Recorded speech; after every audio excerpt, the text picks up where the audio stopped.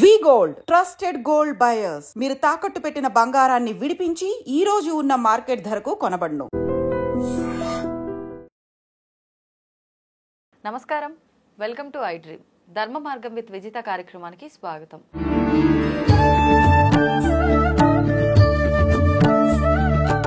ప్రస్తుతం మనతో పాటు ఉన్నారు లలిత ఉపాసకులు, ప్రముఖ జ్యోతిష వాస్తు పండితులు శ్రీ నానాజీ పట్నాయక్ గారు. ఇప్పుడు వారితో మాట్లాడదాం. నమస్కారం గురువుగారు. శ్రీమాత్రే నమః. గురువుగారు, ఏకాదశి మనకు ప్రతి నెలలో కూడా వచ్చే ఏకాదశి ఎప్పుడూ కూడా మంచి పరమ పవిత్రమైనదే. ఆ రోజున ఉపవాసానికి ప్రత్యేకము అని చెప్పుకుంటూ ఉంటాం. ప్రత్యేకించి ఈ మాఘమాసంలో వచ్చే ఏకాదశిని భీష్మ ఏకాదశి అని చెప్పి పిలుచుకుంటున్నాం. ఏంటి ఈ ఏకాదశి ప్రత్యేకత? ఈ రోజున ఆచరించాల్సిన విధి విధానాలు ఏంటో తెలియజేయండి. తప్పకుండా. మనకి ఈ విష్ణు సహస్రనామాలు ఏవైతే ఉన్నాయో భీష్ముడు చెప్పినటువంటివి అంపశయ మీద ఉండగా చెప్పడం జరిగింది. భీష్మ ఏకాదశి నాడు భీష్ముడికి తర్పణాలు వదులుతారు. భీష్ముడిని ఆ రోజు తలుచుకుంటారు. అయితే మనం భీష్ముడి ద్వారా మనం నేర్చుకోవాల్సినవి చాలా ఉన్నాయి. ఇప్పుడు రామాయణ మహాభారతాల ద్వారా ఒక్కొక్క క్యారెక్టర్ ద్వారా మనం ఒకటి నేర్చుకోవాలి.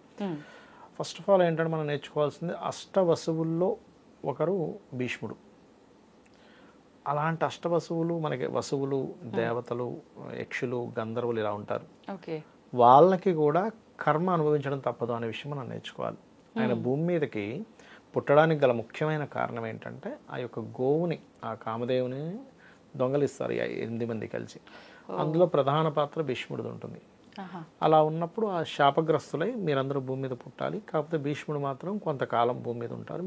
మిగతా వాళ్ళందరూ కూడా అంటే వాళ్ళు కోరుకుంటారు మేము భూమి మీద అంతసేపు ఉండలేము అంటే, ఇలా పుట్టి అలాగా మళ్ళీ జన్మ అయిపోయేలాగా. అందుకే గంగాదేవి ఒక్కొక్కరిని పుట్టగానే తీసుకెళ్ళి గంగలో కలిపేస్తూ ఉంటుంది.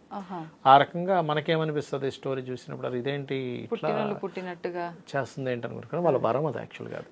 ఓకే, అంటే దీనివల్ల మనం నేర్చుకోవాల్సింది ఏంటంటే, నువ్వు ఎంత గొప్ప వాడివైనా సరే కర్మ వదిలిపెట్టదు. Point number 1.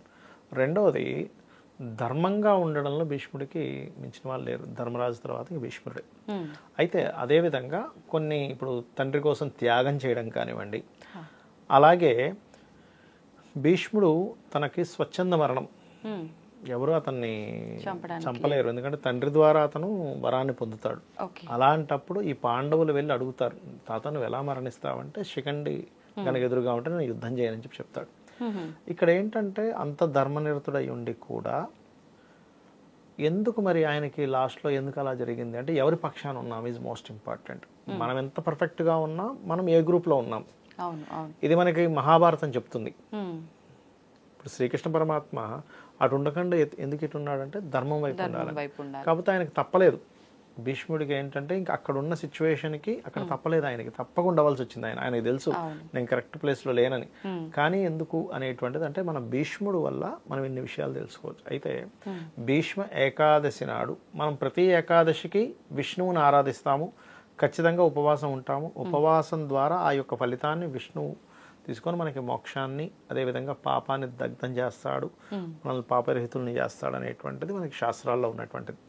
భీష్ముడిని గనక మనం గనక ఆ రోజు భీష్ముడిని తలుచుకోవడం, ఓం భీష్మాయ నమః అనేటువంటి జపం చేయడము, లేకపోతే భీష్ముడి పేరు మీద మనం ఏదైనా స్వయంపాకం ఇవ్వడము, తిరోధకాలు వదలడము. అంటే మనకి స్వయంపాకం అంటే బియ్యము, 2 రకాల కూరగాయలు, పప్పు, ఉప్పు ఇవ్వడం, ఇవి చేయడము, ఆ రోజు వదలడం, తర్పణాలు వదలడం కనుక చేసినట్లయితే ముఖ్యంగా వంశ అభివృద్ధి ఉంటుంది అంటూ ఉంటారు. వంశాభివృద్ధి ఉండడము, అదేవిధంగా మనకి అకాల మృత్యు దోషాలు, ఆయుష్ గండాలు ఉంటాయి కొన్ని. మనకి జన్మజాతకంలో అష్టమ స్థానం పాడైంది అనుకోండి, అష్టమ స్థానము 3వ స్థానము అంటారు. అంటే ఎవరికైనా సరే ఇప్పుడు మరణం రావాలనుకోండి, ఎట్ ఏ టైం ఒకటేసారి ఒక 4-5 పాయింట్స్ కదలాలి. అంటే అష్టమము, తృతీయము, మారక బాధక స్థానాలు అంటారు. అంటే 2 and 7 అండ్ బాధక స్థానం. ఇవన్నీ దశ, భుక్తి, అంతరాలు, ప్రత్యంతరము ఈ కాంబినేషన్స్లో వస్తూ దాని గోచారం వస్తుంది. ఆ టైంలో మనిషి సడన్గా తన యొక్క శరీరాన్ని వదిలేయడం ఇట్లాంటివి జరుగుతుంటాయి.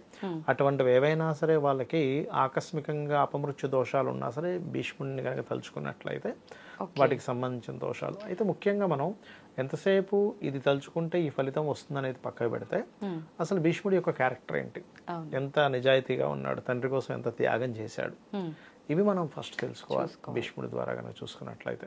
అలాగే మరొక విషయం ఏంటంటే, ఎప్పుడైనా సరే ఏకాదశి వచ్చినప్పుడు ఒకటే గుర్తుపెట్టుకోండి, వీలైనంత మట్టుకు మీకు శక్తి ఉంటే ఖచ్చితంగా ఉపవాసం ఉండాలి. అంటే ఎంతసేపు ఉండగలిగితే అంతసేపు ఉండి తర్వాత శాస్త్రంలో చెప్పినటువంటిది 8 యామములు. ఒక యామం 3 గంటలు, 8 3 24 గంటలు శాస్త్రంలో చెప్పారు. డే చెప్పారు. అందరూ ఏమంటారంటే లేదు ఉపవాసం అంటే కేవలం దేవుడికి దగ్గరగా ఉండడం. అది కూడా అంటే దేవుడికి దగ్గరగా ఉంటూ నిద్రాహారాలను మర్చిపోతున్నాం. అవును. ఇందులో నిర్జల ఉపవాసం అని అంటారు. అసలు జలం కూడా ముట్టుకోరు కొంతమంది. కానీ ఇది ఎవరికి ఏకాదశి రోజు కూడా చేస్తారా? చేస్తారు, నిర్జల ఉపవాసాలు చేస్తారు. కొంత శక్తి ఉండాలి దానికి.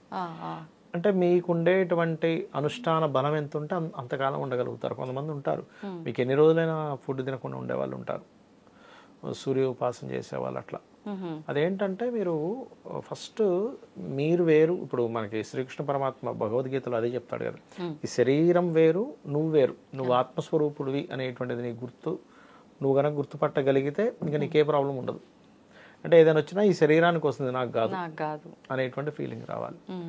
అలా ఆ శరీరానికి వస్తుంది.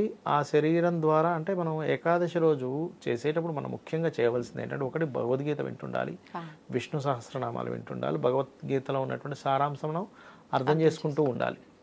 ఇదేమిటి అంటే మనకందరికీ ఉండే ప్రాబ్లమ్స్ ఏంటి, నాకు ఇది నాకు రావట్లేదు, నాకు బర్డెన్ అయిపోతుంది, ఇవే కదా మెయిన్గా.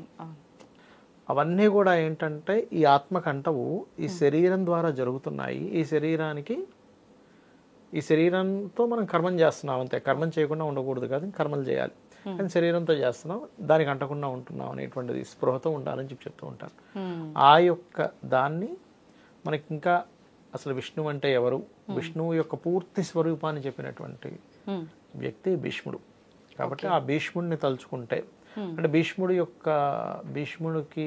యొక్క అనుగ్రహం మనకు కావాలి అంటే విష్ణు సహస్రనామాల యొక్క శ్రవణం పఠనం చేయడం ద్వారా. అంటే ఒక చూడండి మనకి ఇళ్లలో కూడా పెద్దవాళ్ళు ఎవరైనా ఒక మాట చెప్పారనుకోండి, అది మనం పాటిస్తే వాళ్ళు పెద్దవాళ్ళు ఎలా ఆనందిస్తారో, విష్ణువు యొక్క తత్వాన్ని విష్ణు సహస్రనామాలు వింటూ చదువుతూ మనం విష్ణువు యొక్క తత్వాన్ని అర్థం చేసుకోవాలి. ఇక్కడ విష్ణు సహస్రనామాలు చదవడం అంటే కేవలం చదువుకుంటూ వెళ్ళిపోవడం కాదు.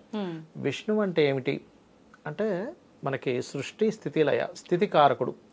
ఇక్కడ జరుగుతున్న ప్రతి సంఘటన ప్రతి మూమెంట్కి విష్ణువే కారకుడు అనేటువంటి ఒక భావనతో అలా విష్ణువు అది దైవ సంకల్పము, దైవ సంబంధంగా ప్రతిదీ నడుస్తుంది అన్నప్పుడు మీరు దాన్ని రెస్పెక్ట్ చేస్తారు.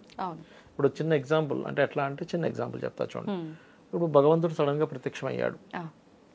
ప్రత్యక్షమై ఇప్పుడు నువ్వు ఒక టీ తాగుతున్నావు. ఆ టీ తాగడం ఏదైతే ఉందో ఆ మంట వేడిగా రావడానికి కానీ, అది బాయిల్ అవ్వడానికి కానీ, ఆ టీ పండడానికి, వీటన్నిటికీ నేనే కారకుండా అని స్పష్టంగా చెప్పి ఇది నీకు రావడానికి కూడా నేనే కారకుండా అన్నప్పుడు మీరు ఎట్లా దాన్ని ఎట్లా చూస్తారు? ఆ టీని చాలా పవిత్రంగా, చాలా వాల్యుబుల్ గా చూస్తారు. కానీ యాక్చువల్ గా నిజంగా జరిగేది అదే. టీ దగ్గర నుంచి ప్రతిదీ కదలడానికి విష్ణు కారకుడు, ఆయన సృష్టి. ఇది నేను చేస్తున్నాను అంటే నిజంగా అది. కానీ అది నిజము అనేటువంటిది మనం అర్థం చేసుకొని ఆ లైఫ్లో అట్లా గనక వెళ్ళగలిగితే బ్యూటిఫుల్గా ఉంటుంది లైఫ్. జ్ఞానం రావాలి అని అంటే ఒక రోజుకి రాదు, ఎవరికి ఒక రోజుకి రాదు. మనం అనుకోగా అలా అలా అలా అలా స్టెప్ బై స్టెప్ వస్తుంది. పడిపోతూ ఉంటాం మనం. మళ్ళీ కొంతసేపు అట్లా ఉంటాం, మళ్ళీ ఏదో రాగానికో ద్వేషానికో కోపానికి గురవుతాం, మళ్ళీ వెనక్కి తీసుకుంటాం, మళ్ళీ అలా అలా అలా అలా. ఒక వ్యక్తి సైకిల్ తొక్కే వ్యక్తి చూడండి, పడిపోతూ లేస్తూ ఒక వారం రోజులకి సెట్ అయిపోతుంది సైకిల్ తొక్కడం. అలాగే మన మనసుని అదుపులో, నేను ఆత్మస్వరూపుణ్ణి అని చెప్పి అదుపులో పెట్టుకోవడమే భగవద్గీత యొక్క సారాంశము, విష్ణు సహస్రనామాల యొక్క సారాంశం చెప్పాలంటే. సో వీటిలో జ్ఞానాన్ని అంతా కూడా ఆ రోజున మనం బుర్రలోకి ఎక్కించుకోవడానికి ప్రయత్నం చేయాలి. ఒక్క రోజులో ఎక్కించుకోలేమండి, ఎవ్రీ సెకండ్ పోరాటం జ్ఞానం వైపు అడుగు వేయడం అనేది. ఇప్పుడు ఒక పేజీ మొదలు పెట్టాము ఆ పుస్తకంలో అని అంటే చదువుతూనే వెళ్ళిపోతుంటారు, నెక్స్ట్ పేజ్. అలా చదవడం కన్నా ఆ ఒక్క పేజీనే 10 సార్లు చదివి అర్థం చేసుకోవడం మేలేమో కదా. వాల్యుబుల్ పాయింట్ అది. ఎందుకంటే ఒక పేజీని మీరు దాన్ని మననం చేసుకుంటూ ఎందుకు అన్నాడు ఈ మాట, ఇందులో ఇంకా ఇండెప్త్ ఏంటి అని మన నిజ జీవితంలోని అన్వయం చేసుకుంటూ వెళ్తే ఇంకా అద్భుతంగా ఉంటుంది. ఒక డౌట్ అండి, ఇప్పుడు ఇట్లా ఏకాదశి ఉపవాసం రెగ్యులర్ గా ప్రతి ఏకాదశికి ఉండే వాళ్ళు చాలా మంది ఉంటారు. అయితే కొంతమందిలో ఒక డౌట్ ఉంటుంది, నేను ప్రతి సంవత్సరం ఉంటున్నాను కానీ నాకు ఈసారి వీలవ్వలేదు. ఆడవారి విషయమే తీసుకుంటే వీలవ్వలేదు అంటే ఎలా పూజ చేయలేను, నేను భగవంతుడికి దూరంగా ఉంటా. కానీ ఇన్ని సంవత్సరాల నుంచి ఉపవాసం చేసుకుంటూ వస్తున్నా, మరి ఉపవాసం కూడా ఉండాలా వద్దా? ఈ డౌట్ చాలా మందిలో ఉంటుంది. అలా ఉండొచ్చు అంటారా ఉపవాసం పీరియడ్స్ సమయంలో? తప్పేం లేదా? ఉపవాసం ఉండడం వల్ల ఏమిటంటే సైంటిఫిక్గా మీకు బాడీ క్లీన్ చేసుకుంటుందండి మనల్ని. మీరు ప్రతి ఏకాదశి చూడండి ప్లానటరీ పొజిషన్స్లో సన్ అండ్ మూన్ 11/5 యాక్సిస్లో ఉంటాయి. అంటే సన్ నుంచి మూన్, మూన్ నుంచి సన్ 5వ స్థానంలో కానీ 11వ స్థానంలో కానీ ఉంటుంది. అంటే దీనివల్ల ఏముంటుందంటే 5 and 11 హౌసెస్ ఆస్ట్రాలజికల్గా ఇమ్యూనిటీ హౌసెస్ అంటారు. మన బాడీకి ఇమ్యూనిటీ కావాలి అంటే లోపలంతా క్లెన్జింగ్ అవ్వాలి, క్లీన్ అవ్వాలి. మనం 24 గంటలు తినే కార్యక్రమం చేస్తుంటే అసలు దాన్ని క్లీన్ చేసుకునే టైం ఉండదు దానికి. అందుకే చూడండి, ఏదైనా మనకి ఏదైనా జబ్బు చేసింది అనుకోండి, ఫస్ట్ లోపల నుండి ఇమ్యూనిటీ ఏం చేస్తుంది, మనం మూతికి లాక్ చేస్తుంది, చేదునిస్తుంది, నువ్వేం తినకు అని. నేను నువ్వేం తినకు, నేను లోపల పనులు ఉన్నా. ఎందుకంటే మనం ఏదైనా తిన్నాం అనుకోండి ఫస్ట్ అరిగించాలి, అరిగించకపోతే పాడైపోద్ది లోపల ఫుడ్. అందుకని అదేం తినొద్దు అని చెప్తుంది. మనం తెలియ కదా, నర్రే నువ్వు ఇప్పుడు ఇది కాదు ఇంకోటి అట్లా ఏంటంటే ఎవ్రీ 15 daysకి ఒకసారి ఏకాదశి వచ్చినప్పుడు మనం ఎప్పుడైతే తినమో, దైవ ఆరాధనలో ఉంటామో, దైవారాధన ఈజ్ ఈక్వల్ టు మళ్ళీ ఇమ్యూనిటీని బూస్టప్ చేసుకోవడం. ఆటోమేటిక్గా దీని మీద ఒక అతనికి నోబెల్ ప్రైజ్ వచ్చింది జపాన్లో. ఎందుకు ఏమని వచ్చిందంటే, ఆయన ఏం రీసెర్చ్ చేసి ఏం కనుక్కున్నాడంటే, ఏకాదశులు చేసే వ్యక్తికి ఫస్ట్ క్యాన్సర్ అటాక్ రావడం తగ్గుతుంది, రెండవది జబ్బులు తొందరగా నయమవుతున్నాయి పర్టికులర్గా, మూడవది చిన్న చిన్న ఇప్పుడు ఇన్ఫెక్షన్స్ లాంటివి వచ్చాయి, తట్టుకునే శక్తి ఎక్కువగా ఉంటుంది. సో ఈ 3 చాలా బాగా ఉంటున్నాయని చెప్పి ఆయన చాలా అంశాలు చెప్పాడు, బట్ నేను మేజర్గా చెప్పాను అందులో. ఓకే మొత్తానికి ఖచ్చితంగా ఏకాదశి ఉపవాసం హెల్త్కి చాలా మంచిది, ఉండగలిగిన వాళ్ళు ఉండటమే ఉత్తమం. ఎందుకంటే డాక్టర్ హెగ్డే అని ఒక ఆయన ఉంటాడండి, ఆయన మీరు వీడియోస్ చూడండి తెలుస్తుంది. అలా ఆయన ఏం చెప్తారంటే, ఆయన యాక్చువల్గా ఒకప్పుడు అలోపతి డాక్టర్ ఆయన, దాని తర్వాత దాని నుంచి వచ్చేసి అసలు ఇమ్యూనిటీ ఈజ్ మోస్ట్ ఇంపార్టెంట్. ఆయన అంత డాక్టర్ అయి ఉండి కూడా ఆయన కూడా దానాలు ఇమ్మని చెప్తాడు, ఆయన కూడా డాక్టర్ హెగ్డే, మీరు వినండి.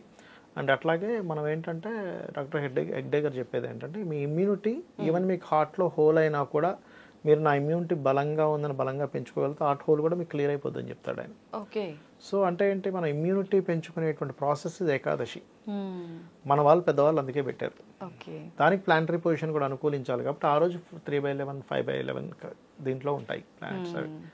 అంటే మన ఆరోగ్యానికి ఎలా శ్రేష్ట ఉంటుందో దానికి తగ్గట్టుగా అన్ని ప్రకృతి కూడా సహకరించే రోజు కాబట్టి ఉండటం. ఎందుకంటే చూడండి, మనకి అమావాస్యలు వచ్చినప్పుడు మనకి మనసు అంత ఇదిగా ఉండదు. మీ వీక్ మూన్ వాళ్ళకి ఇంకా అచంచలంగా ఉంటారు వాళ్ళు. అంటే ఏమిటి, ప్లానటరీ యొక్క పొజిషన్స్ మన దాని మీద ప్రభావం చూపిస్తున్నానే కదా. అవునవును. మంచి విషయాలు తెలియజేశారండి, ధన్యవాదాలు. శ్రీమాత్రే నమః.